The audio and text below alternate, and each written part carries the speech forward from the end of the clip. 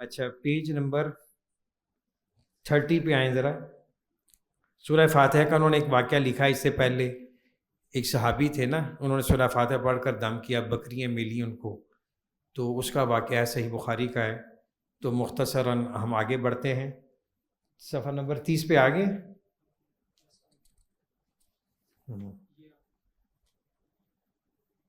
اچھا،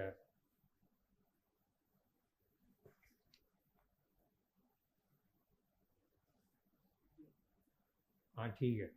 اس پیج میں ایک اہم سوال کا جواب ہے کہ یہ قرآنی دعائیں سنت کے مطابق جو اوراد وظائف ہم پڑھتے ہیں یہ بے اثر کیوں ہیں؟ ایک سوال آتا ہے نا یہ کہ میں جی صبح و شام کی دعائیں پڑھتا ہوں، اس کا کوئی اثر نہیں، امپیکٹ نہیں ہے. تو اس کا جواب انہوں نے اس صفحے پہ دیا ہے.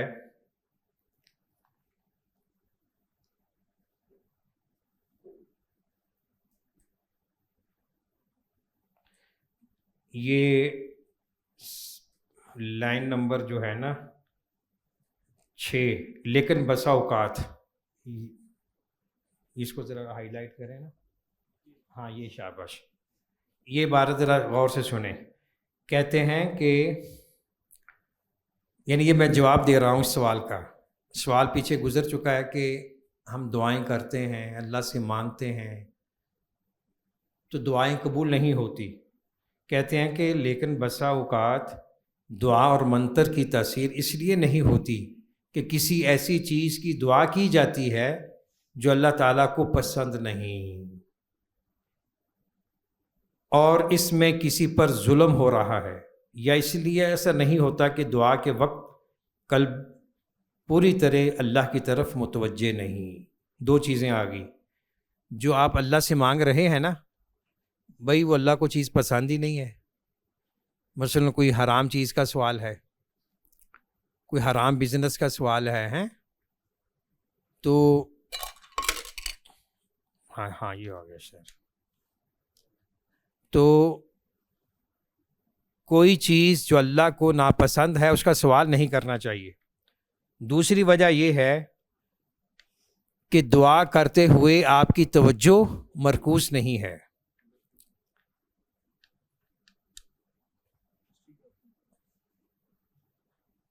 توجہ کہیں اور ہے.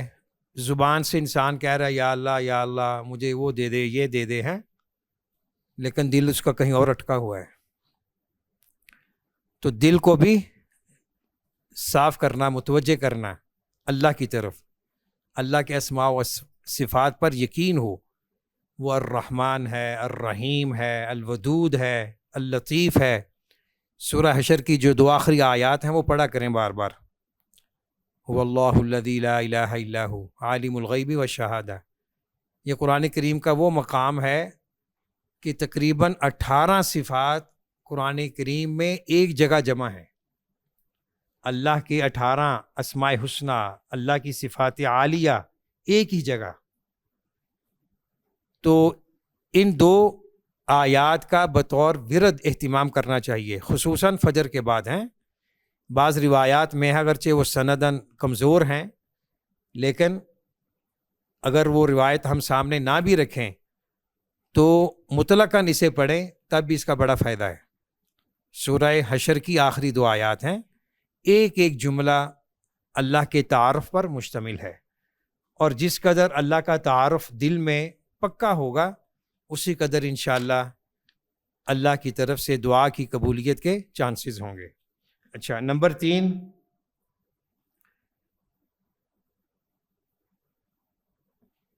اب اس نے ایک آگے مثال دی انہوں نے نا. کہتے ہیں کہ یعنی جو دل جمی سے، حضور قلب سے، خشوع خضوع سے دعا نہیں مانگتا، اس کا حال ایک ڈھیلی کمان کا سا ہوتا ہے. ڈھیلی کمان سے جو تیر پھینکا جاتا ہے وہ کمزور رفتاری سے جاتا ہے، پھر اس لیے تاثیر نہیں ہوتی. ایسی ہوتا ہے نا ڈھیل، یہ تیر کمان، یہ آپ نے تو سنے ہیں، شاید کسی نے دیکھے بھی ہوں. جس قدر کمان مضبوط ہوگی تیر نکلے گا مضبوطی سے، تیزی سے جائے گا تو وہ نشانے پہ لگے گا. اگر کمان ہی ڈھیلی ہے تو تیر بیچ میں رہ جائے گا، نشانے تک نہیں پہنچے گا۔ تو دل میں خشوع خضوع یعنی موجود ہونا چاہیے کہ اس قدر دعا رفتار پکڑے کہ وہ سیدھا اللہ کے دربار میں پہنچ جائے قبول ہونے کے لیے۔ اچھا، تیسری چیز یہ ہے، یا پھر اس لیے تاثیر نہیں ہوتی کہ اجابت دعا میں کوئی اور چیز رکاوٹ پیدا کر رہی ہے۔ نمبر 3، یعنی آپ دعا بڑے خلوص سے کر رہے ہیں، مسنون انداز میں کر رہے ہیں، اوقات مقبولہ میں کر رہے ہیں، لیکن ایک بیرونی چیز رکاوٹ پیدا کر رہی ہے، مثلا حرام غذا ہے۔ آگے حدیث انہوں نے ذکر کی ہے کہ جس کا کھانا پینا لباس پہننا حرام کا ہے، تو حرام کی اس کو غذا دی گئی ہے، فَأَنَّىٰ يُسْتَجَابُ لِذَٰلِكَ، تو اس کی دعا کیسے قبول ہو سکتی؟ تو یہ رکاوٹ ہے۔ نمبر 4، یا کسی پر ظلم کیا جا رہا ہے، یعنی آپ اس دعا میں یا اس دعا سے پہلے کسی پر ظلم کر رہے ہیں، تو یہ دعا کی قبولیت میں مانع ہے، رکاوٹ ہے۔ ایک حدیث میں ہے نا کہ جب تک گناہ میں دعا میں گناہ اور قطع رحمی کا ذکر نہ ہو اللہ قبول کر لیتے ہیں۔ یعنی اگر انسان ایسی دعا مانگتا ہے جس میں قطع رحمی ہو اور گناہ کی کوئی بات ہو تو پھر ایسی دعا بھی قبول نہیں ہوتی۔ نمبر 5، یا دلوں پر گناہوں کا میل چڑھا ہوا ہے اور قلوب پر غفلت، سہو یا لہو و لعب کی تاریکیاں چھائی ہوئی ہیں، تو یعنی انسان دل کو پاک صاف کرے، بالخصوص استغفار سے اور تسبیحات سے۔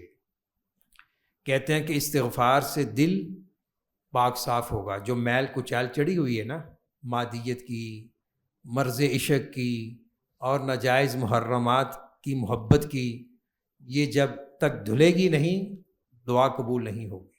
استغفار سے دل صاف ہوتا ہے اور تسبیحات سے دل میں اللہ کے انوار و تجلیات وارد ہوتے ہیں، تو دونوں چیزیں کرنی چاہیے۔ اور استغفار بھی ایک مستقل چیپٹر ہے۔ استغفر اللہ الذی لا الہ الا هو الحی القیوم، جس کو یاد نہیں وہ لکھ لے، بڑی جامع دعا ہے۔ اس میں استغفار بھی ہے، توبہ بھی ہے اور توحید کا استحکام بھی ہے، توحید کا بھی اظہار ہے، اور اس میں اعظم بھی آ جاتا ہے، استغفر اللہ الذی لا الہ الا هو الحی القیوم۔ حدیث میں ہے کہ جو شخص اسے 3 دفعہ پڑھے، کیا فضیلت ہے اس کی؟ یاد ہے کسی کو؟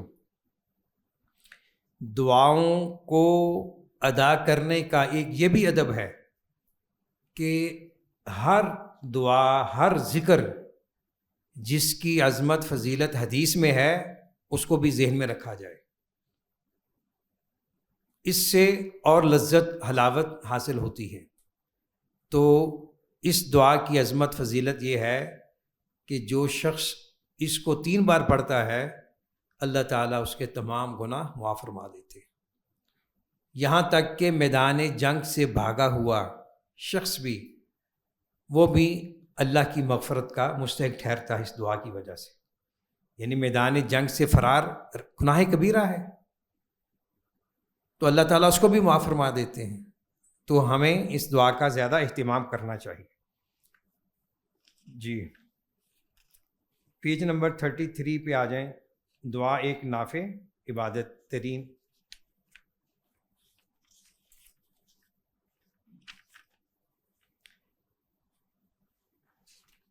تھرٹی 33 آگے کوئی پڑھے یہاں سے؟ الدعاء سلاح المؤمن۔ ہاں انس آپ بیٹا پڑھ لیں، ہاں اونچی آواز میں ذرا۔ سیدنا علی رضی اللہ عنہ بیان کرتے ہیں کہ رسول اللہ صلی اللہ علیہ وسلم نے فرمایا الدعاء سلاح المؤمن وعماد الدین ونور السماوات والارض۔ دعا مومن کا ہتھیار، دین کا ستون، آفت کے مقابلے میں امید اگرچہ اس حدیث میں سندن کلام ہے لیکن مفہوم صحیح ہے. جی مصیبت و بلا کے مقابلے میں مومن کی دعا کے 3 درجے. یہ غور سے سنیں. جی اول یہ کہ دعا مصیبت کے مقابلے میں قوی تر اور زوردار ہو.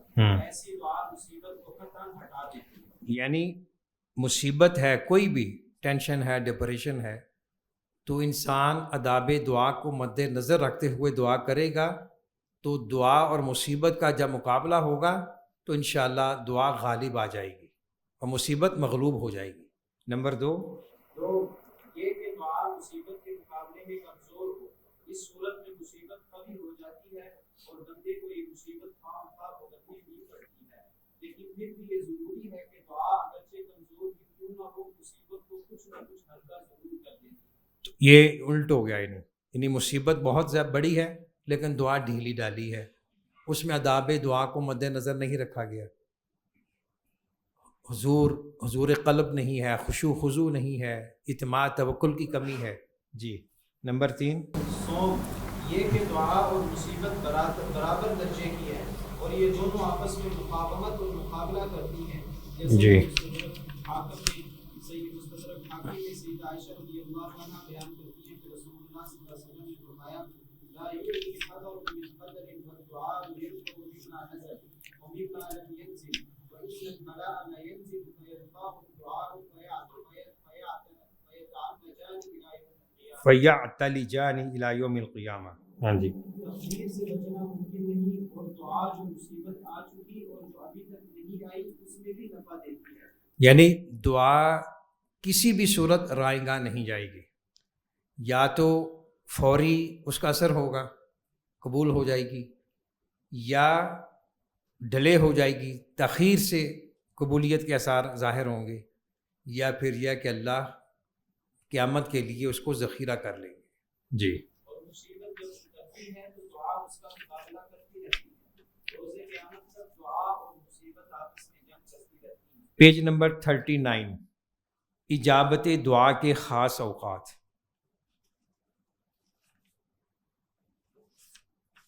یہ بس اس کا پڑھ دے. ہاں جی اجابت دعا کے خاص اوقات.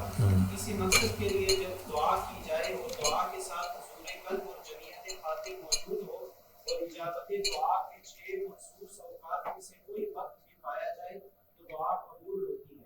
یہ 6 اوقات تقریباً ہر ایک کی اپروچ میں ہیں، سن لیں. جی رات کا آخری تہائی حصہ، آذان کا وقت، آذان و اقامت کے درمیان کا وقت، فرض نماز کے بعد کا وقت، جمعے کے دن جب امام ممبر پر چڑھے حتیٰ کہ نماز جمعہ ختم ہو جائے اور جمعے ہی کے دن نماز عصر کے بعد کی آخری ساعت. جی اس میں تھوڑا سا ہم فوکس کرتے ہیں مختصراً. رات کا آخری تہائی حصہ، اگر رات 9 گھنٹے کی ہو، آخری تہائی حصہ کتنا بنے گا؟ 3 گھنٹے. اگر رات 6 گھنٹے کی ہو، آج کل تقریباً اتنا ہی ہے 6-7 گھنٹے، تو آخری 2 گھنٹے کب شروع ہوں گے؟ فجر سے 2 گھنٹے پہلے. آج کل 40 منٹ پہ ہے، 3:40 پہ تقریباً 1:40 پہ. یہ جو آخری تہائی حصہ ہے نا، جس میں بہت سے نوجوان غفلت کا شکار رہتے ہیں، یہ بہت ہی مقبول وقت ہے. اور ایک حدیث کی روشنی میں اللہ تعالیٰ آسمان دنیا پہ نزول فرماتے ہیں اور اللہ خود ندا دیتے ہیں، کوئی ہے مجھ سے مانگنے والا میں اسے عطا کروں، کوئی استغفار کرنے والا میں اس کی بخشش کروں، کوئی سائل میں اسے عطا کروں. بعض اہل علم نے نماز تہجد اور باقی 5 نمازوں میں ایک مقارنہ کیا ہے. ان میں سے 2 ایک باتیں یہ ہیں، کہتے ہیں کہ 5 اوقات کی جو فرض نماز ہے نا، اس کی اذان مؤذن دیتا ہے اور سارے سنتے ہیں. ایسے ہی ہوتا ہے نا. جبکہ تہجد کی ندا اللہ خود دیتے ہیں اور وہ ندا سارے لوگ نہیں سنتے. سننے والے بڑے مخصوص مقربین عباد الرحمن ہوتے ہیں۔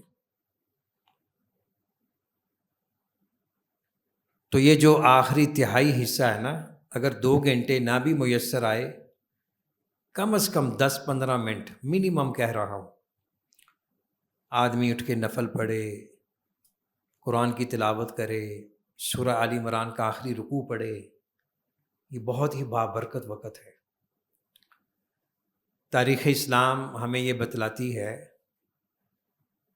کہ مشاہیر اسلام میں سے جس نے بھی کوئی مقام حاصل کیا ہے نا، خواہ وہ مفسر ہے، محدث ہے، فقیہ ہے، متکلم ہے، اصولی ہے، مورخ ہے، ادیب ہے، شاعر ہے، اور ان کا تعلق زعمائے ملت و امت سے ہے، ان کی ہسٹری میں آپ کو یہ چیز ملے گی کہ وہ تہجد پڑھتے تھے۔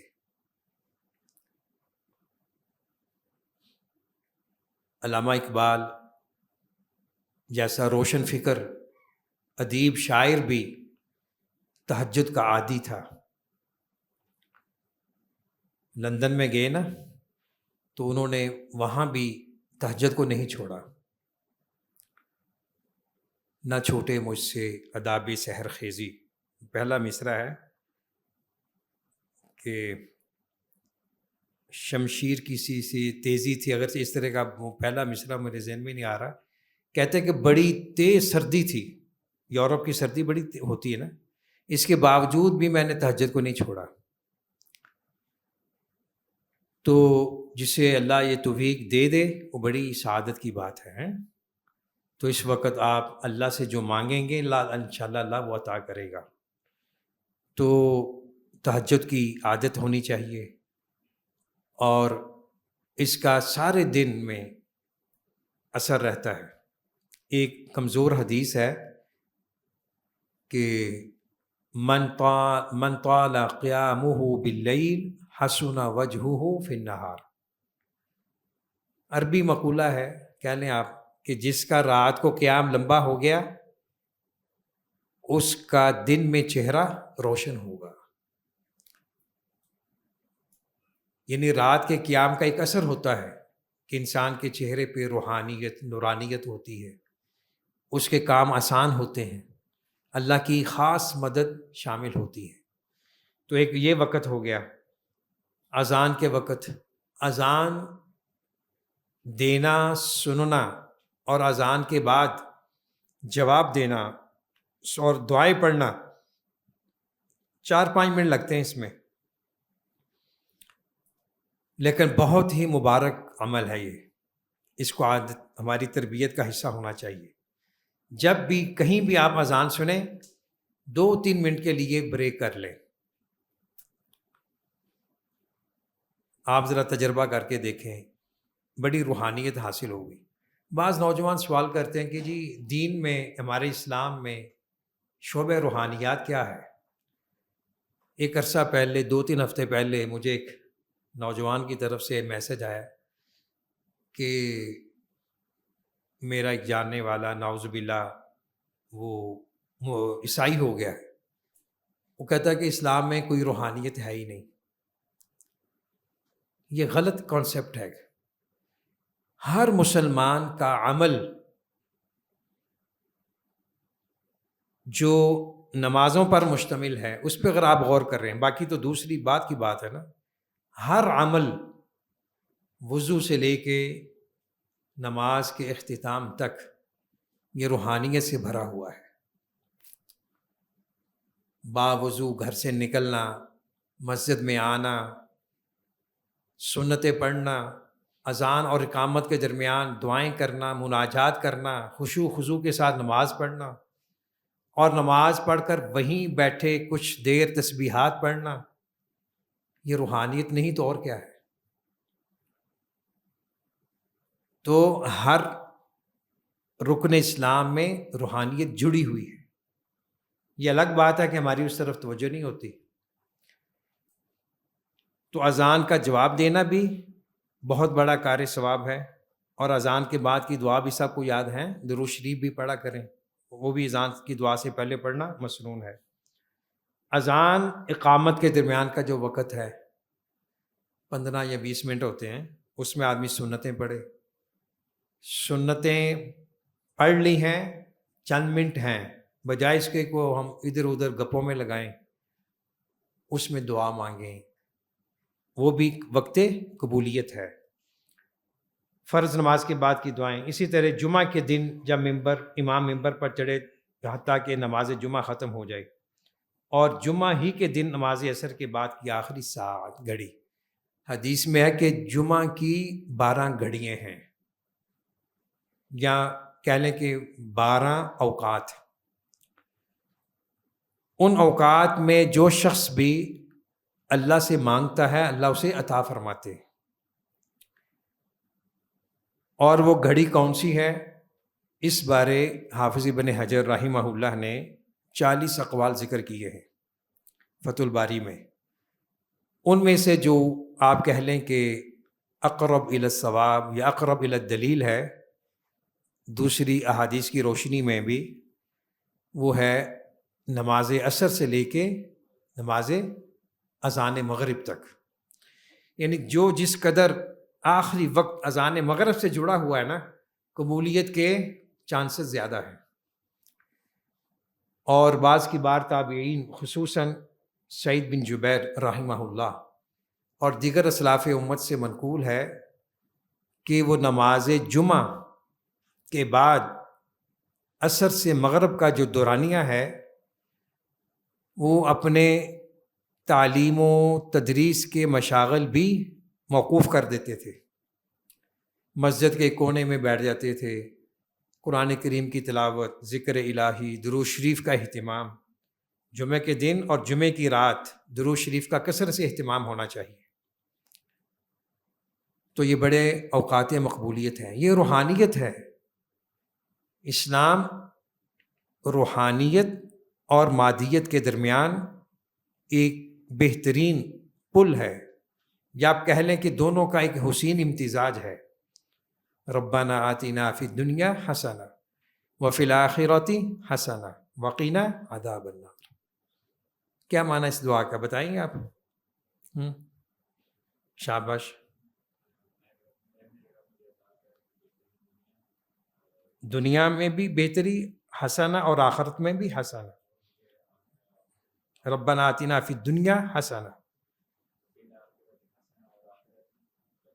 اللہ اکبر، حسنہ کیا معنی؟ ایک نکرہ ہے،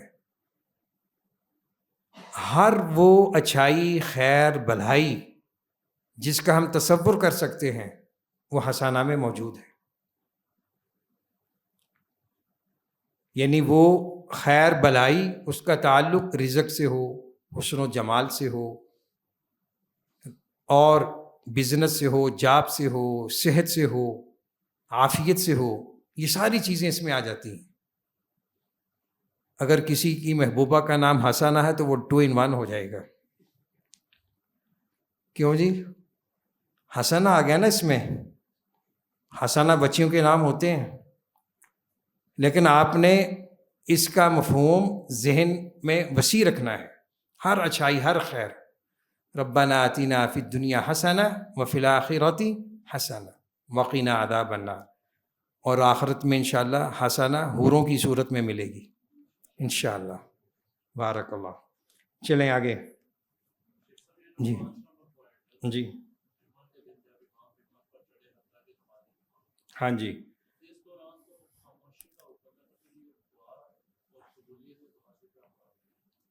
اس میں یہ ہے کہ جب امام 2 خطبے کے درمیان بیٹھتا ہے نا، وہ وقت،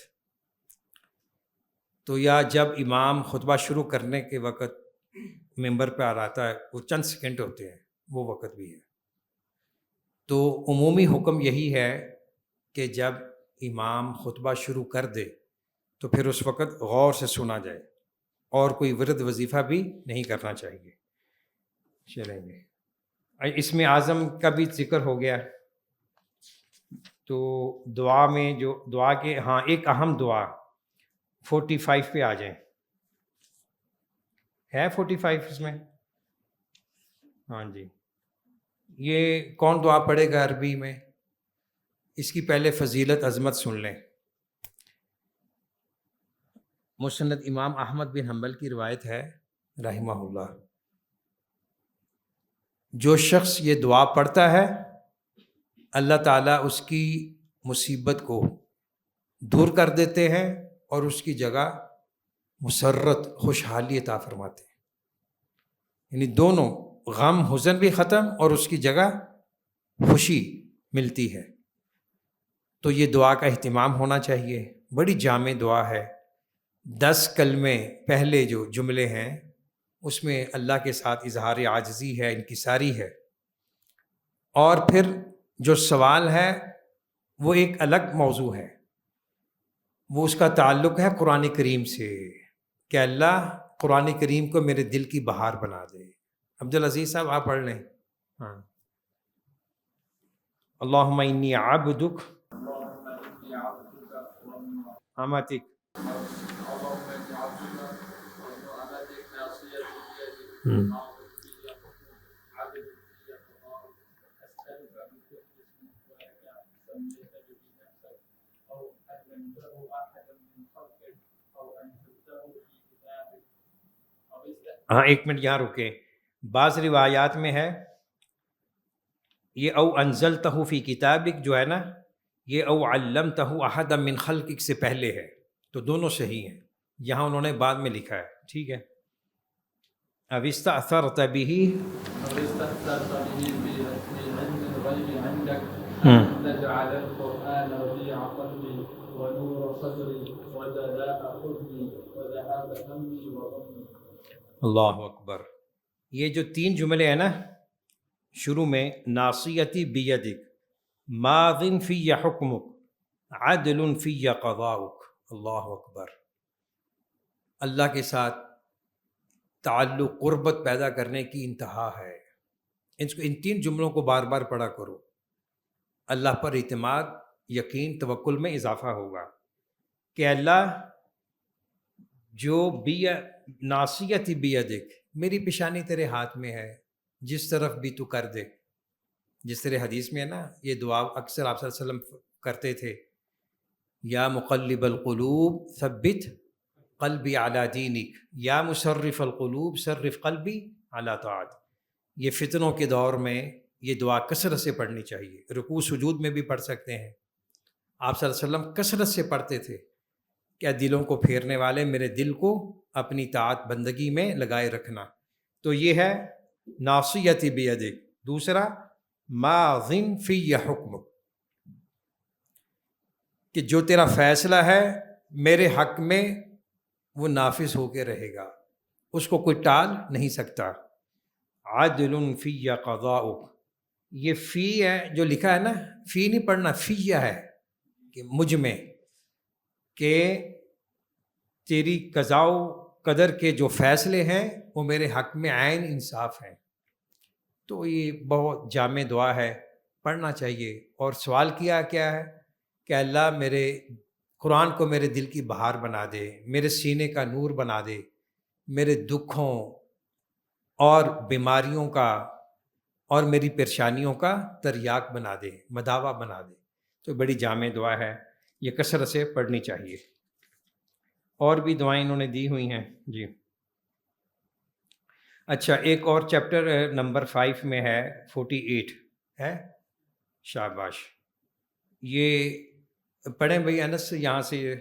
بسا اوقات یہ سوال ہے کہ دعا کی قبولیت کی وجوہات، اس کی علتیں، اسباب کیا ہو سکتے ہیں، یہ مختصر پڑھ لیں۔ ہاں، بسا اوقات بعض لوگوں کی دعا بہت جلد قبول ہو جاتی ہے، اور اس لیے قبول ہو جاتی ہے کہ وہ سب ضرورت مند ہوتے ہیں، اور ضرورت کی وجہ سے ان کے اندر اضطرابی کیفیت پیدا ہو جاتی ہے، اور کامل اضطراب کے ساتھ وہ اللہ تعالیٰ کی جناب میں متوجہ ہو جاتے ہیں۔ یا یہ کہ دعا کرنے سے پیشتر دعا کرنے والے سے کوئی بڑی نیکی وجود میں آ چکی ہے۔ سمجھ گئے؟ یعنی اس میں انسان کی جو حاجت ہے، ضرورت ہے، وہ بھرپور انداز میں اس کا اظہار ہوتا ہے۔ اور دوسرا کہ جو دعا کر رہا ہے، دعا سے پہلے اس نے کوئی ایسی نیکی کر لی ہے جو اللہ کو بڑی پسند آئی ہے. اس نیکی کا تعلق حقوق اللہ سے بھی ہو سکتا ہے، حقوق العباد سے بھی، اگرچہ اس کی نظروں میں وہ چھوٹی ہے لیکن اللہ کو بڑی پسند آئی ہے. جی یا اس قسم کی کوئی اور بھلائی اس سے رکوع میں آ چکی ہے کہ اللہ تعالیٰ کی بارگاہ میں اس کی دعا جلد قبول ہو جاتی ہے اور اس کی نیکی کا اسے بدلہ دیا جاتا ہے. یا دعا کسی ایسے وقت میں کی گئی کہ وہ اجابت دعا کا وقت تھا. ہاں جی. یا اس قسم کا کوئی اور سبب وجود ہوتا ہے جس کی وجہ سے اس کی دعا کو جلد قبول ہو جاتی ہے. ہاں، تو یہ بھی سمجھ لیں کہ دعا سے متعلق اہم آداب تھے. تو اس کے بعد آپ آ جائیں چیپٹر نمبر 9 پیج نمبر 79 پہ.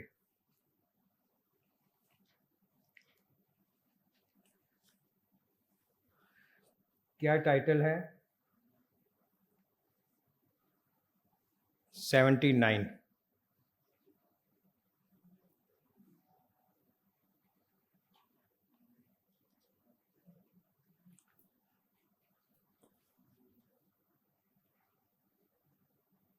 مرنے کے بعد کیا ہوگا؟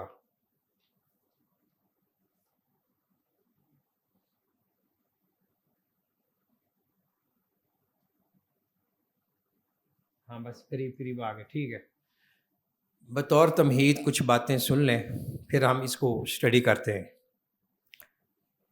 انسان کی زندگی کے 6 یا 7 مراحل ہیں قرآن و سنت کی روشنی میں نا. ان میں سے ایک موت ہے. ثم اماتہ فاقبرہ، یعنی کچھ مراحل اس کی دنیاوی زندگی سے پہلے کے ہیں اور کچھ بعد کے ہیں. تو جو اس کی عالم برزخ کی زندگی کا آغاز ہے وہ مرنے کے سے ہوتا ہے. موت جسے ہم کہتے ہیں. موت کیا ہے؟ جب روح جسد انسانی سے پرواز کر جائے، روح کا تعلق جسم سے ٹوٹ جائے، یہ موت ہے. انک میت وانہم میتون کل من علیہا فان ویبقى وجہ ربک ذو الجلال والاکرام کل نفس ذائقۃ الموت. یہ ساری آیات اس حقیقت کو بیان کر رہی ہیں کہ موت سے کسی کو نہ استثناء ہے نہ تخصیص ہے. ہر انسان نے موت کی وادی سے گزرنا ہے. موت کی کئی شکلیں ہیں لیکن مرنے میں سب مشترک ہیں.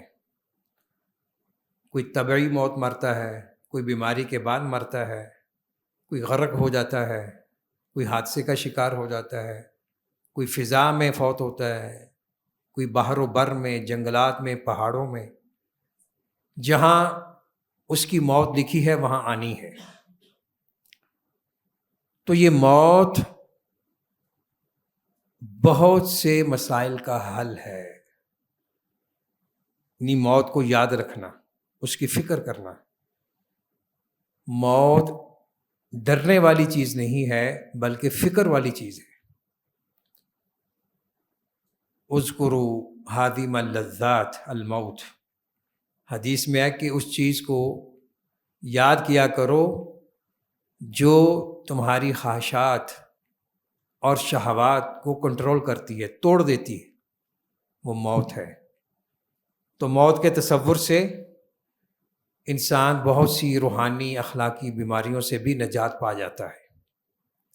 جب پتہ ہو کہ مجھے ایک دن مرنا ہے، اللہ کے ہاں حساب کتاب دینا ہے، تو وہ کسی پر ظلم زیادتی نہیں کرے گا، کسی کا ناحق مال نہیں کھائے گا، اور اس کا کردار اخلاق بیلنس میں رہے گا، توازن میں رہے گا. کتنی دفعہ ہم پڑھتے ہیں مالک یوم الدین، کیا معنی اس کا؟ قیامت کے دن کا مالک. یوم الدین، یوم الجزاء، یوم الحساب. یوم لا تملک نفس لنفس شیئا والامر یومئذ للہ لمن الملک اليوم للہ الواحد القہار. الیوم تجزا کل نفس بما کسبت لا ظلم اليوم ان اللہ سریع الحساب. یہ قیامت کا دن برحق ہے، سچ ہے. تو جو انسان کی زندگی کا چوتھا مرحلہ عالم برزخ جسے ہم کہتے ہیں نا، اس کا آغاز ہے موت سے. موت کسی بھی شکل میں ہو تو پھر یہ موت زینہ ہے عالم برزخ کی زندگی کا. عالم قبر ہے، عالم حشر و نشر ہے، عالم حساب ہے، پل صراط کا وقت ہے، پھر آخر میں عالم عقبہ ہے، جنت ہے یا جہنم ہے. تو سوال یہ ہے موت کی حقیقت کیا ہے، یہ کیسے آتی ہے؟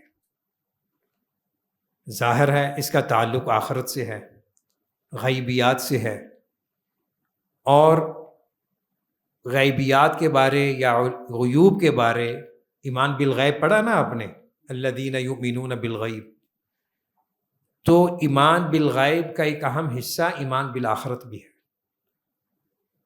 تو اس بارے جو قرآن و حدیث میں معلومات ہیں اسی پر ہمارا یقین ہونا چاہیے، اسی میں ہماری عافیت ہے.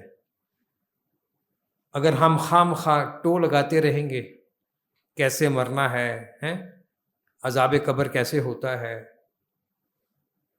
ان کیفیات کو ہم نہیں پہنچ سکتے، نہ ہم اس کے مکلف ہیں. یہ بھی اللہ کا فضل و احسان ہے نا، اس نے ہمیں اس چیز کا مکلف ہی نہیں بنایا جو ہماری اپروچ سے اوپر ہے. لا یکلف اللہ نفسا الا وسعها. تو موت ایک حقیقت ہے، برحق ہے. موت کے بعد کیا ہوگا، یہ سوال، اس پر اہل علم نے مستقل کتابیں بھی لکھی ہیں، احادیث کی روشنی میں اس کو بیان کیا ہے. تو ایک دو صفحات ہم یہاں پڑھیں گے. ایک حدیث کو انہوں نے بیان کیا ہے، اس میں ہمیں یہ معلوم ہوگا کہ ایک مومن متقی انسان کی روح کیسے پرواز کرتی ہے، اور اس کے بالمقابل کافر مشرک بدبخت انسان کی روح کیسے نکالی جاتی ہے. کتابہ آپ پڑھیں گے بھائی؟ کھڑے ہو کے ذرا پڑھ لیں تاکہ سب سن لیں. شاباش. ہم نے جو بات کیا سیدنا برادر عاطف رضی اللہ عنہ بیان کرتے ہیں کہ ایک مرتبہ ہم رسول اللہ صلی اللہ علیہ وسلم کے ہمراہ انصاری کی جنازہ میں گئے.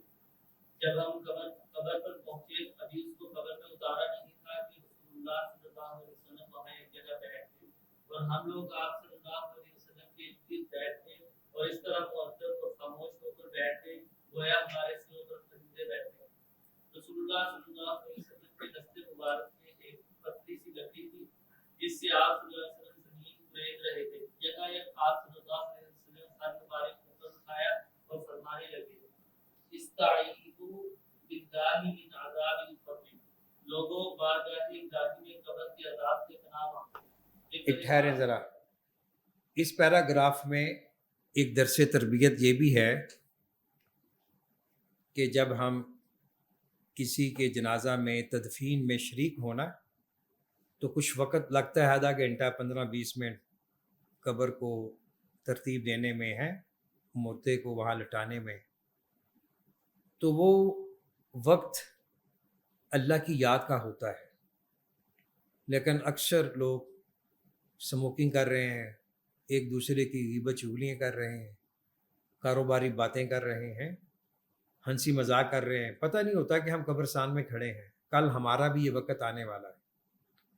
تو اہل علم نے اس حدیث کی روشنی میں یہ بھی استدلال پیش کیا ہے کہ اس وقت اگر کوئی پڑھا لکھا آدمی 5-10 منٹ نصیحت بھی کر دے تو اچھا ہوگا. یعنی دلوں میں ایک رقت آری ہوتی ہے. تو آپ صلی اللہ علیہ وسلم کا یہ انداز دیکھیں کہ آپ نے اس وقت کو غنیمت سمجھا کہ ایک صحابی کی تدفین کا مرحلہ ہے، وہ قبر کی تیاری میں ہے، لوگ بیٹھے ہوئے ہیں، تو آپ نے اس موقع پر یہ بیان ارشاد فرمایا. جی. استعیذوا باللہ من عذاب القبر. لوگوں بارگاہ الہی میں قبر کے عذاب سے پناہ مانگو. یہ کلمات زبان مبارک سے 2 یا 3 مرتبہ نکلے. پھر ارشاد فرمایا بندہ جب دنیا سے رشتہ توڑتا ہے اور آخرت کی طرف جانے لگتا ہے تو آسمان سے فرشتے اترتے ہیں جن کے چہرے اس قدر نورانی اور روشن ہوتے ہیں گویا سورج چمک رہا ہے. اس کے بعد جنت کا کفن اور جنت کی خوشبو ہوتی ہے اور مردے کی نگاہوں کے سامنے فاصلہ میں بیٹھ جاتے ہیں. اس کے بعد موت کا فرشتہ آتا ہے اور اس کے ساتھ کھانے بیٹھ جاتا ہے. یعنی موت کے فرشتے سے پہلے ایک وی آئی پی ٹیم آتی ہے نورانی شکل میں، اور اسی کو نظر آتی ہے جس کی موت کا وقت ہو چکا ہے. تو اس کے بعد فرشتہ اجل آتا ہے، موت کا فرشتہ. جی آپ نے سنے ہوں گے واقعات کہ جب نیک لوگوں کی روح نکلتی ہے نا، وہ جو ان کے پاس ہوتے ہیں نا، وہ دیکھتے ہیں تو وہ کہتے ہیں کہ انہوں نے خود سنتے ہیں اس انسان سے یہ کہتے ہوئے کہ وہ دروازے کی طرف دیکھتا ہے تو وہ کہتا ہے آجو آجو. یعنی یہ میں نے خود سنا، ہمارے ایک استاد تھے، وہ فوت ہوئے نا، تو میں ان کی تعزیت کے لیے گیا تو ان کے بیٹے نے مجھے واقعہ سنایا. وہ ماشاءاللہ شیخ الحدیث تھے رحمہ اللہ. تو جو مرنے والا ہے نا، وہ اپنا انجام دنیا ہی میں اللہ اس کو دکھاتے ہیں اور خوش ہوتا ہے کہ خوبصورت مہمان اس کے گھر آ رہے ہیں، اس کو وہ ویلکم کہہ رہا ہے، فرشتے آتے ہیں. جی اور کہتا ہے اے نفس مطمئنہ اللہ کی مغفرت اور رضامندی کی طرف چل. اس کی جان اس طرح نکلتی ہے جس طرح مشکیزے سے پانی یا دودھ کا قطرہ ٹپک جاتا ہے. یہ مشکیزہ سمجھتے ہیں؟ دیکھا کسی نے؟ آج کل تو شاید ناشاز و نادر ہی ہیں. مشکیزہ وہ لیدر کا بنا ہوتا ہے، ماشکی اس کو کہتے ہیں، جو آدمی پہلے وہ لے کے سڑکوں میں پانی دیتا تھا اور ٹھنڈا پانی پلاتا بھی تھا، 1-2 آنے لے کر یا فری میں. تو مشکیزے کا ایک منہ ہوتا ہے، تو مشکیزے سے پانی بڑی جلدی نکلتا ہے، یعنی کوئی وقت نہیں لگتا، کوئی تکلیف نہیں ہوتی. تو اسی طرح مومن کی منہ روح بڑی آسانی سے نکل آتی ہے. یا دودھ کا قطرہ ٹپک جاتا ہے، دودھ آپ گرائیں تو کتنی جلدی نکلتا ہے. جی ملک الموت اسے اٹھا لیتا ہے، اسی وقت وہ فرشتے دوڑ پڑتے ہیں جو دور بیٹھے ہوتے ہیں، ایک لمحہ بھی ملک الموت کے پاس نہیں رہنے دیتے. وہ فرشتے جنت سے لایا ہوا کفن پہنا دیتے ہیں اور جنت کی خوشبو جو مشک کستوری سے بھی زیادہ بہتر ہوتی ہے، مشک کستوری جو ہرن کے ناف سے نکلتی ہے، بہت قیمتی ہوتی ہے. تو یہ سارے خوشبوئیں اور یہ سارے خوبصورت منظر وہ انسان دیکھتا ہے. اور پھر اسے لے کر وہ آسمان کی طرف جاتے ہیں جہاں اب یہ بنی زمین سے اس کی روح نکل گئی، اس کو خوبصورت کپڑوں میں لپیٹ دیا گیا ہے، وہ اس کا جسد تو نیچے ہے لیکن اب دیکھیں اس کی پرواز کتنی ہے. جی اور پھر اسے لے کر وہ آسمان کی طرف جاتے ہیں جہاں سے وہ گزرتے ہیں، فرشتے دریافت کرتے ہیں کون سی بہترین روح ہے. فرشتے کہتے ہیں فلان ابن فلان، اور دنیا میں جو اس کا بہترین نام تھا وہ بتلاتے ہیں. فرشتے اسے لے کر آسمان دنیا تک لے جاتے ہیں اور آسمان کے دروازے اس کے لیے کھول دیے جاتے ہیں. جس طرح ہر آسمان کے فرشتے اس کی مطابقت کے لیے اوپر کے آسمان تک جاتے ہیں، اسی طرح اسے یعنی جو وہ آسمانوں کا سفر طے کر رہا ہے، اس روح کے ساتھ اس آسمان کے فرشتے بھی شامل ہوتے جا رہے ہیں. اللہ اکبر. اور پھر ساتویں آسمان تک لے جاتے ہیں اور پھر اللہ تعالیٰ فرماتا ہے میرے اس بندے کا نام دفتر علیین میں لکھ دو اور اسے زمین پر واپس بھیج دو، کیونکہ میں نے اس کو اسی زمین سے پیدا کیا ہے اور اسی کی طرف میں ان کو لوٹاؤں گا اور اسی سے ان کو دوبارہ اٹھاؤں گا. رسول اللہ صلی اللہ علیہ وسلم نے فرمایا اس کی روح واپس قبر میں لوٹائی جاتی ہے، پھر اس کے پاس تو فرشتے آتے ہیں. اب یعنی اس کی روح کو 7 آسمانوں کی سیر ہوگی، علیین میں اس کا اندراج ہو گیا ہے. اب اس روح کو واپس لایا جا رہا ہے زمین پہ، وہاں بھی پروٹوکول دیا جا رہا ہے. جی تو چونکہ انسان کا زمین سے بڑا گہرا تعلق ہے، منہا خلقناکم وفیہا نعیدکم ومنہا نخرجکم تارۃ اخری. تو زمین کی خصوصیات میں سے ایک اہم خصوصیت یہ ہے، اس میں تواضع ہے، انکساری ہے، وہ اپنے دامن میں ہر ایک کو سمو لیتی ہے. تو یہ چیز انسان میں بھی ہونی چاہیے. جی پھر اس کے پاس تو فرشتے آتے ہیں اور اسے بٹھا دیتے ہیں اور اس سے پوچھتے ہیں تیرا رب کون ہے؟ وہ جواب دیتا ہے میرا رب پروردگار عالم ہے. پھر پوچھتے ہیں تیرا دین کیا ہے؟ وہ جواب دیتا ہے میرا دین اسلام ہے. پھر پوچھتے ہیں کون سے پیغمبر تمہاری طرف بھیجے گئے تھے؟ وہ کہتا ہے محمد رسول اللہ صلی اللہ علیہ وسلم ہماری طرف بھیجے گئے ہیں. دے گا میں نے قرآن مجید پڑھا ہے اور میں اس پر ایمان لایا ہوں اور اس کی تصدیق کی ہے. اللہ اکبر. حدیث میں ہے نا کہ یہ 3 سوالات، من ربو کا، من نبیو کا، ما دینو کا ہے. یہ اللہ کا فضل ہے کہ اس نے ہمیں موت سے پہلے سوالات بتا دیے. تو یہ زندگی ان سوالات کی تیاری ہے، اس کا جواب ہے. تو جس نے دین کو سمجھا ہوگا، رسول اللہ صلی اللہ علیہ وسلم کو سمجھا ہوگا، آپ کی سیرت کا مطالعہ کیا ہوگا اور اللہ کی پہچان اس کے دل میں ہوگی، وہی جواب دے سکے گا، ورنہ وہ دھر لیا جائے گا. جی. اس وقت آسمان سے ندا آئے گی اور یہ سنیں، تمہارے پاس کون سا علم ہے؟ جواب دے گا میں نے قرآن مجید پڑھا اور میں اس پر ایمان لایا ہوں اور اس کی تصدیق کی ہے. یہ ہے قرآن کا ساتھ، دنیا میں بھی، آخرت میں بھی، قبر میں بھی. تو جو انسان قرآن سے اپنے تعلق کو مضبوط کرتا ہے، تلاوت کے اعتبار سے، ترتیل کے اعتبار سے، تفسیر تدبر کے اعتبار سے، عمل کے حوالے سے، ہر اعتبار سے، تو قرآن کریم قبر میں اس کا ساتھ دے گا. جی. اس وقت آسمان سے ندا آئے گی میرا بندہ سچ کہتا ہے، اسے جنت کا فرش بچھا دو، جنت کا لباس پہنا دو اور اس کے لیے جنت کے دروازے کھول دو. اس کے بعد جنت کی خوشبوار ہوائیں اور خوشبوئیں اس کے پاس آنے لگتی ہیں. اللہ اکبر. اللہ تعالیٰ یہ جب بھی ہم کوئی ایسا تذکرہ پڑھیں قرآن میں یا حدیث میں جس میں اللہ کی نعمتوں کا ذکر ہو، آخرت کی نعمتوں کا ذکر ہو، تو کم از کم یہ دعا کرنی چاہیے، اللہم اجعلنا منہم، یا اللہم اجعلنا من ہؤلاء السعداء. اے اللہ ہمیں بھی ان خوش نصیب لوگوں میں شامل کرنا. جی. اور اس کی قبر اس کی حد نظر تک وسیع کر دی جائے گی. اس کے بعد ایک خوبصورت حسین آدمی اس کے پاس آئے گا، جس کا لباس نہایت خوبصورت اور خوشبو سے مہک رہا ہوگا، اور اس کے سامنے آ کھڑا ہوگا اور اسے کہے گا میں تجھے مسرت و آرام کی خوشخبری سناتا ہوں. اسی دن کا تم سے وعدہ کیا گیا تھا. وہ پوچھے گا تم کون ہو؟ تمہارے چہرے سے خیر اور برکت چمک رہی ہے. اللہ اکبر. وہ جواب دے گا میں تیرا نیک عمل ہاں، ہوں. یعنی یہ جو انسان نیک عمل کرتا ہے یہ مجسم شکل بن جائے گا. اللہ ہر چیز پہ قادر ہے نا. ہمارا یقین ہونا چاہیے کہ ایسے ہوگا، کیسے ہوگا، کیوں ہوگا، یہ اللہ جانے. ہمیں ان تکلفات میں پڑنے کی ضرورت نہیں ہے. انسان کا ہر عمل صالح، اس کا تعلق نماز عبادات سے ہے یا اس کا تعلق معاملات سے ہے، جو بھی عمل صالح ہے وہ اس کی قبر کا انیس و جلیس ہے، ہم درد ہے، اور اس کی قبر کی وحشتوں کو دور کرنے والا ہوگا. جی. اور وہ جواب دے گا میں تیرا نیک عمل ہوں. اس کے بعد میت کہنے لگے گی اے پروردگار تو قیامت جلد قائم کر دے تاکہ میں اپنے بیوی اور بچوں سے جلد مل سکوں. اللہ اکبر. یہ خوبصورت مرنے کا منظر ہے، اس لیے یہ دعا کرنی چاہیے کثرت سے.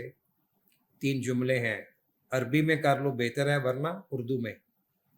اللہم انی اسألک توبۃ نصوح قبل الموت وحسن الخاتمۃ عند الموت والجنۃ والراحہ بعد الموت.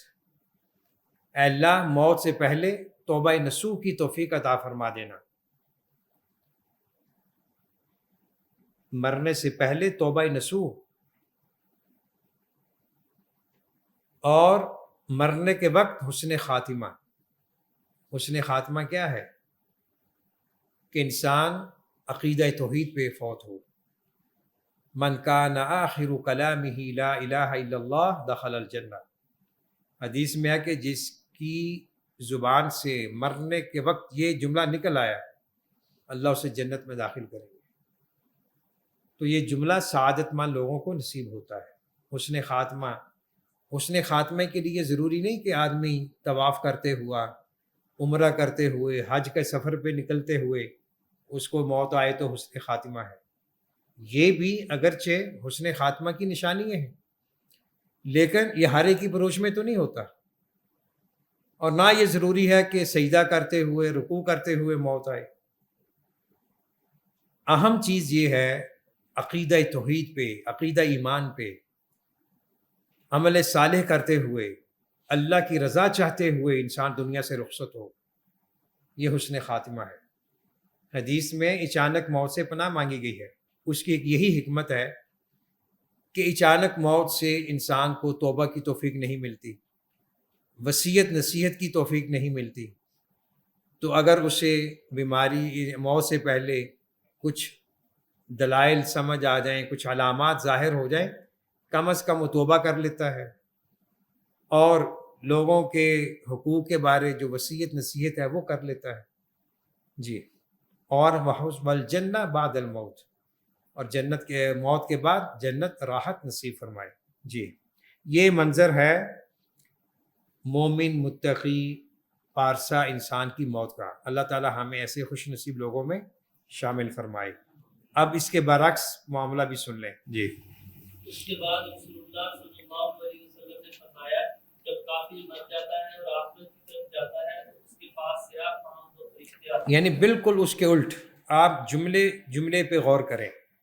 جو وی آئی پی پروٹوکول مومن بندے کو مل رہا ہے، اس کے برعکس ایک کہہ لیں کہ کریہ منظر وہ کافر مشرک کو مل رہا ہے۔ جی، اس کے پاس دو سیاہ فام فرشتے آتے ہیں جن کے جسم پر سیاہ غلیظ کمبل ہوتے ہیں اور اس مرنے والے کی نگاہوں کے سامنے فاصلہ پر بیٹھ جاتے ہیں۔ پھر ملک الموت آ کر اس کے سرہانے بیٹھ جاتا ہے اور اسے کہتا ہے اے خبیث روح چل اللہ تعالیٰ کی خفگی اور اس کے غضب کی طرف چل۔ یہ سن کر اس کی روح جسم کے اندر ادھر ادھر بھاگنے لگتی ہے، لیکن فرشتہ اسے اس طرح پکڑتا ہے اور کھینچتا ہے جس طرح کسائی چوڑیوں سے گوشت کاٹا جاتا ہے۔ استغفر اللہ۔ یہ آپ ذرا تصور میں لائیں، کسی کے گھر کوئی مجرم ہے، پولیس اسے پکڑنے آ جائے، وہ بھاگتا نا ادھر ادھر، دیواریں پھلانگتا ہے کہ مجھے کوئی پناہ دے دے۔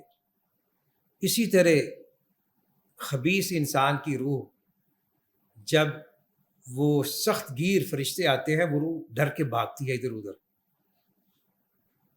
کہ میں ان کے ہاتھوں میں نہ ہوں، پتہ ہے نا مجھے پکڑ میرا کیا انجام ہونے والا ہے۔ جی، اس کے بعد وہ دور بیٹھے ہوئے فرشتے آ کر اس روح کو اپنے قابو میں کر لیتے ہیں اور ایک لمحہ کے لیے بھی اسے مہلت نہیں دیتے اور اسے ایک سیاہ بدبودار کمبل پہنا دیتے ہیں۔ اس کی بدبو اس قدر خراب استغفر ہوتی ہے اللہ، کہ استغفر اللہ۔ خوددار جانور سے نہیں بچتا۔ فرشتے اس روح کو لے کر اوپر کی طرف جاتے ہیں، جہاں جہاں سے یہ فرشتے اسے لے کر گزرتے ہیں دوسرے فرشتے ان سے دریافت کریں گے یہ کس کی خبیث روح ہے جس سے اس قدر خراب بدبو آ رہی ہے۔ فرشتے اس کا برے سے برا نام لے کر کہتے ہیں فلاں ابن فلاں کی۔ اس کے بعد آسمان کے دروازے کھولنے کی درخواست کرتے ہیں، لیکن وہ اس کے لیے نہیں کھولے جاتے۔ اس موقع پر رسول اللہ صلی اللہ علیہ وسلم نے یہ آیت پڑھی لا تفتح لهم ابواب السماء ولا يدخلون الجنة حتى يلج الجمل في سم الخياط۔ نہ تو ان کے لیے آسمان کے دروازے کھولے جائیں گے اور نہ ہی وہ جنت میں داخل ہونے پائیں گے یہاں تک کہ کوئی سوئی کے ناکے سے اونٹ گزر جائے۔ دیکھیں ناکا سمجھتے ہیں، سوئی دیکھتے ہیں نا، دھاگا سلائی، سوئی کے اوپر ایک چھوٹا سا سوراخ ہوتا ہے جس کے دھاگا ڈالتے ہیں، بڑا باریک ہوتا ہے، پھر آگے سلائی کا کام شروع ہوتا ہے۔ تو کیا سوئی کے اس سوراخ میں اونٹ گزر سکتا ہے؟ اونٹ کتنا قوی الجثہ جانور ہیں، تو سوئی بالکل چھوٹی سی چیز ہے۔ تو جس طرح سوئی کے ناکے سے اونٹ کا گزرنا محال ہے، مشکل ہے، ناممکن ہے، اسی طرح ایسے لوگوں کے لیے جنت کے دروازے کھولنا ناممکن ہے۔ یہ قرآن کریم کا فیصلہ ہے۔ جی، اس کے بعد اللہ تعالیٰ حکم دے گا کہ اس کا نام دفتر سجین میں سب سے نیچے کی زمین میں لکھ دو۔ اس کے بعد اس روح کو وہیں سے نیچے پھینک دیا جائے گا۔ یہاں رسول اللہ صلی اللہ علیہ وسلم نے یہ آیت تلاوت فرمائی وَمَن يُشْرِكْ بِاللَّهِ فَكَأَنَّمَا خَرَّ مِنَ السَّمَاءِ فَتَخْطَفُهُ الطَّيْرُ أَوْ تَهْوِي بِهِ الرِّيحُ فِي مَكَانٍ سَحِيقٍ۔ سنو، اللہ کے ساتھ شریک کرنے والا گویا آسمان سے گر پڑا، اب یا تو اسے پرندے اچک لے جائیں گے یا ہوا کسی دور دراز کی جگہ پھینک دے گی۔ اس کے بعد روح اس کے جسم میں لوٹا اس میں ایک کہہ لیں کہ منہجی بات مل رہی ہے کہ اللہ کے رسول صلی اللہ علیہ وسلم یہ واقعہ بیان کرتے ہوئے قرآن کی آیات سے بھی استدلال کر رہے ہیں۔ تو حدیث اور قرآن لازم و ملزوم ہے۔ بسا اوقات قرآن حدیث کی تفسیر کر رہا ہوتا ہے اور بسا اوقات حدیث قرآن کی تفسیر کر رہی ہوتی ہے، تو دونوں میں التزام ضروری ہے، یعنی ایک دوسرے کی تفسیر اور تشریح کرتے ہیں۔ قرآن کو حدیث کے بغیر نہیں سمجھا جا سکتا، اسی طرح حدیث کو قرآن کے بغیر بھی نہیں سمجھا جا سکتا، دونوں لازم و ملزوم ہیں۔ جی، اس کے بعد روح اس کے جسم میں لوٹا دی جاتی ہے اور دو فرشتے اس کے پاس آتے ہیں اور اس سے پوچھتے ہیں تمہارا رب کون ہے؟ وہ گھبراہٹ کے مارے ہاں ہاں کرے گا اور کہے گا مجھے معلوم نہیں۔ پھر پوچھیں گے تمہارا دین کیا ہے؟ اس کا بھی وہی جواب دے گا۔ اس کے بعد اس سے پوچھیں گے تمہارے پاس کون سے پیغمبر آئے ہیں؟ اس کا بھی وہ یہی جواب دے گا۔ آسمان سے آواز آئے گی یہ بندہ جھوٹ بولتا ہے، اس کے لیے جہنم کا فرش لگا دو اور جہنم کے دروازے اس کے لیے کھول دو تاکہ جہنم کے شعلے اس تک پہنچتے رہیں۔ اس کے بعد اس کی قبر اس قدر تنگ کر دی جائے گی اور وہ اسے اس طرح دبوچے گی کہ اس کی ایک طرف کی پسلیاں دوسری طرف نکل جائیں گی۔ اللہ اس کے بعد ایک بد شکل آدمی کپڑے غلیظ لباس میں اس کے سامنے آ کھڑا ہوگا اور اسے کہے گا میں تجھے عذاب کی خبر سناتا ہوں، یہی وہ دن ہے جس کے مطابق تجھے اللہ تعالیٰ فرمائے گا تو جھوٹ کہتا ہے، انہوں نے اس لیے خرچ کیا ہے کہ لوگ تجھے سخی کہیں اور دنیا میں یہ ہو چکا ہے۔ اس کے بعد حکم دیا جائے گا کہ کسی بھی سر نہیں، یہ آپ اگلے پیج میں 81 کے بعد 82 پہ آئے نا؟ ہاں ہے نہیں؟ اچھا چلیں، تو چل آگے میں پڑھ دیتا ہوں۔ یہی وہ دن ہے جس کے متعلق تو اس سے وعدہ کیا جاتا تھا، وہ کہے گا تو کون ہے؟ تیرے چہرے سے مجھے ڈر لگتا ہے، وہ کہے گا میں تیرا خبیث عمل ہوں۔ ادھر حسین چہرے میں عمل آیا تھا اور ادھر بدترین شکل میں۔ اس کے بعد وہ کہے گا پروردگار عالم تو قیامت قائم مت کر۔ اللہ اکبر۔ بندہ مومن کہے گا کہ اللہ قیامت قائم کر دے، اور یہ کہے گا بس اب یہی انتہا ہو جائے۔ تو اس موضوع کا خلاصہ ما حاصل یہ ہے، قبر جو ہے یہ ایک حقیقت ہے، اور حدیث کی روشنی میں یا تو جنت کا باغیچہ ہے یا جہنم کا گڑھا ہے۔ تو میت کے لیے جو دعائیں کی جاتی ہیں اس میں یہ بھی دعا ہوتی ہے اللہم اجعل قبرہ روضۃ من ریاض الجنہ ولا تجعلہ حفرۃ من حفر النار۔ اے اللہ اس شخص کی قبر کو جنت کا باغیچہ بنا دے، جہنم کے گھڑوں میں سے گھڑا نہ بنا۔ تو یہ موت ہے، یہ اٹل حقیقت ہے۔ دنیا میں ہر موضوع پہ ڈبیٹ ہو سکتی ہے، اختلاف ہو سکتا ہے، نقطہ نظر میں تفاوت ہو سکتا ہے، لیکن موت ایک ایسا ٹاپک ہے اس سے کسی کو انکار نہیں۔ ایون کہ جو لوگ اللہ کے وجود کے منکر ہیں، ملحد ہیں، دہریہ ہیں، جو روز آخرت کو بھی نہیں مانتے، وہ بھی اعتراف کرتے ہیں کہ موت ہر ایک کا انجام ہے، ہر ایک کا اختتام ہے۔ تو موت کو یاد رکھنے سے، موت کی فکر کرنے سے انسان کے جذبات، احساسات توازن میں رہتے ہیں، بیلنس میں رہتے ہیں، اور جس قدر فکر آخرت ہوگی اسی قدر انسان کا کردار، اس کی گفتار بہتر ہوگی۔ یہ فکر آخرت کا جو موضوع ہے نا، یہ محض مذہبی موروثی ٹاپک نہیں ہے، سنائے والی باتیں نہیں ہیں، یہ حقیقت ہے۔ بار بار جو فکر آخرت کی طرف توجہ دلائی گئی ہے قرآن میں، حدیث میں، اور ایمان بالآخرت ارکان ایمان کا بھی ایک حصہ ہے، پتہ نا ارکان ایمان جو 6 ہے ان میں سے ایمان بالآخرت۔ تو ایمان بالآخرت کا ایک امپیکٹ ہے انسان کی سوچ پہ، اس کی نفسیات پہ، اس کی اخلاقیات پہ اور اس کے عمل پہ، پھر یہی اثر سوسائٹی پہ ڈیولپ ہوتا ہے۔ سوسائٹی کو اگر آپ نے جانچنا ہو تو دیکھیں کہ اس میں کتنے لوگ ہیں جو فکر آخرت سے لبریز ہیں۔ مثال کے طور پہ بندہ مسلمان جو نماز پڑھتا ہے 5 اوقات کی، وہ اپنی مصروفیات کو آگے پیچھے کرتا ہے، مسجد میں آتا ہے، کیوں؟ کبھی سوچا آپ نے کیا وہاں ہمیں کوئی لنگر ملتا ہے، کوئی چائے پانی ملتا ہے؟ کون سی چیز ہے جو اس کو ابھارتی ہے کہ میں وضو کروں، نماز کے لیے نکلوں، بستر چھوڑوں، دوسری مصروفیات کو چھوڑوں؟ ایمان ہے، خیر ہے، فکر آخرت ہے۔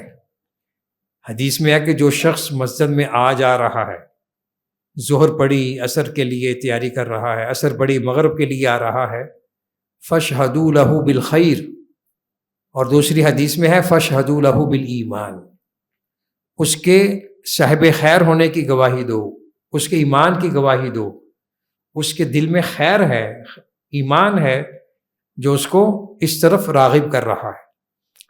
تو بہت سے اچھے اعمال وہ نتیجہ ہیں فکر آخرت کے۔ تو جتنی فکر آخرت مضبوط ہوگی اتنا ہی انسان کا باطن ظاہر سے مضبوط تر ہوگا۔ موت بھی ایک باطنی چیز ہے نا، خفیہ چیز ہے، اگرچہ اس کا اظہار ہوتا ہے ہمارے ارد گرد یمین و یسار، لیکن اس میں یہ ہے کہ جس قدر فکر آخرت، فکر موت ہوگی، اسی قدر انسان کا باطن بھی مضبوط ہوگا۔ اللہ رب العزت سے دعا ہے اللہ تعالی ہمیں فکر آخرت کی توفیق عطا فرمائے، اللہ تعالی ہماری آخرت دنیا سے بہتر فرمائے۔